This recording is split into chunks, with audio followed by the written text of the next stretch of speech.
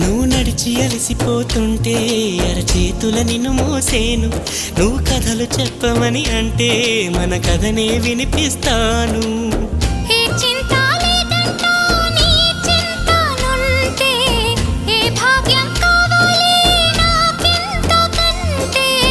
ఈ దొరసాని నాలివేణి ఇక లోకంలో ఏదైనా పోతే పోనీ. ఏం చేసావు